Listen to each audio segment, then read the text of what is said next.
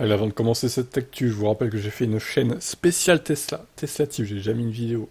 La modèle 3 Highland, petit extrait de quelques secondes, on la voit encore. Rouler avec son camouflage, vous êtes déjà 73, vous êtes abonnés, mine de rien, hein. C'est déjà pas mal. Mais faudra qu'on arrive à 1000 assez vite, si possible. Évidemment, je vous oblige pas, hein. Mais je sais qu'il y a plein de Tesla fans qui me suivent, donc si vous pouvez vous abonner là. Comme ça, vous aurez toutes les actus 100% Tesla, et que ça. Donc là, cette actu, je la mets sur électrique parce que c'est quand même un truc important. Et on parle pas que du modèle Y pour le coup.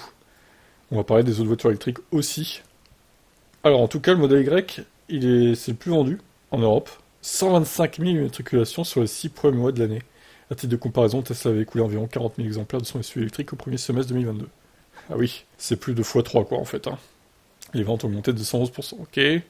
Ce qui est assez remarquable, c'est que l'engouement autour du modèle Y ne se limite pas au seul continent européen. Le succès mondial, ça on l'avait vu, ok.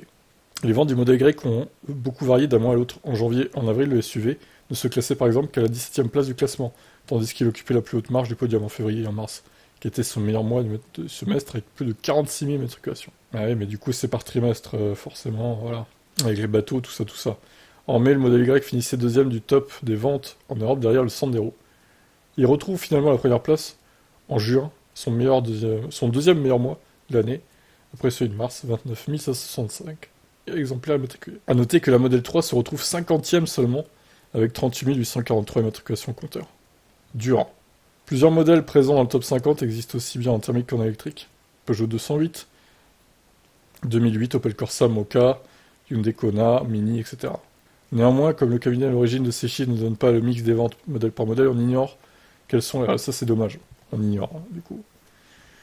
Il faut aussi relever en dernier lieu l'absence de plusieurs modèles électriques importants dans le classement, Megane Tech, MG4, ID3, Dacia Spring.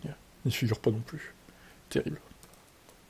Alors au final, modèle Y de 125 000, Sandero 118, T-Roc 107 000, Opel Corsa, voilà, Peugeot 208, Renault Clio, 208 qui devance la Clio au final. Hein. Alors dans ce classement, est-ce qu'il y a d'autres foules électriques?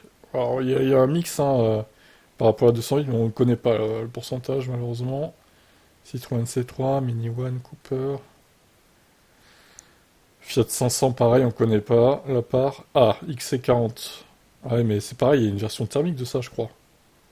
C'est insupportable. Classe A, X1, modèle 3.